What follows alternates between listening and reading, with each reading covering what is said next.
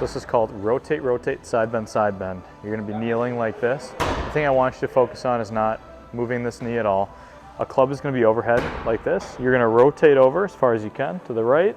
Once you get to end range, you're gonna kind of push a little farther, rotate to the left. Once you get to end range, push a little farther. Then you're gonna side bend over as far as you can. Then you're gonna go the other way, side bend over as far as you can. That's 1 rep. So you're gonna do 3 of those. So rotate, rotate, side bend is 1, 3 times. And then you switch legs. You do the exact same thing with the other leg up. So this is called a golf club hip turn. What you're gonna do is just gonna grab a club, put it in front of you, put some pressure on the golf club, and what you're gonna try to do is rotate your lower body without moving the upper body. So you're driving, turning the hips. You can kind of use the golf club to apply pressure. Try not to turn the shoulders. Just really get the hips turning. What I don't want to see is I don't want to see the knees get all wonky. You're really using the other leg to help drive that hip open. This is called a wall wash. So inside leg, the leg closest to the wall, it's going to be touching the wall. Your hip is going to be on the wall as well. What you're going to do, this is my right leg. So think side bend to the right on every rep, okay? So hands go behind your head. You're gonna rotate towards the front. You're gonna side bend over. Then you're gonna turn the other way, so that's side bend to the right.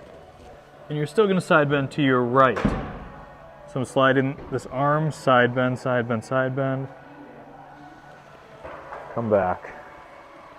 Side bend, if you notice I'm kind of side bending, I'm not hinging over. It's a true side bend. Turn back towards the wall.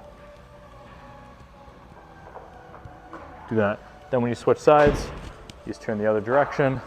Other leg goes against the wall, and you're gonna be side bending to the left. This is a deep squat with rotation. So what you're gonna do, legs a little bit apart, you're gonna squat down nice and low, okay? So my elbows are pushing against the insides of my legs.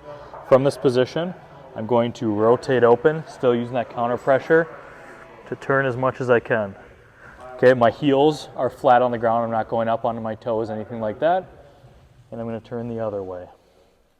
Trying to get as much rotation as I can. So this is just a calf stretch. You can use a foam roller like this if you want to, or you can use like a block or stairs, whatever you want. But basically, you can do both feet at a time or just 1 foot at a time. With a foam roller, since it might move, 1 foot might be better. You're just gonna put a foot up like this, and you're just gonna lean forward into the wall to get a really good stretch. Okay.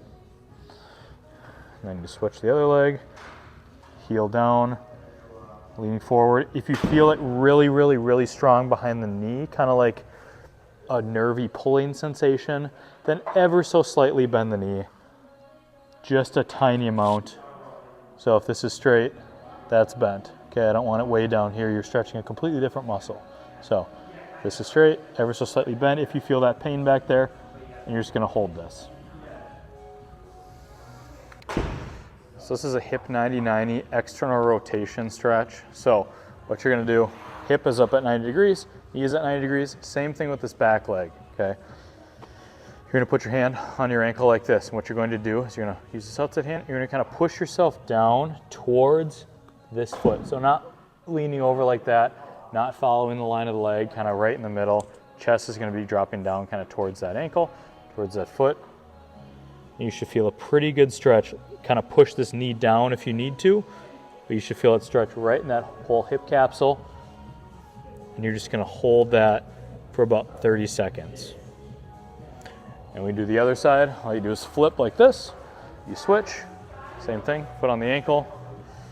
And you just drop that chest down and in.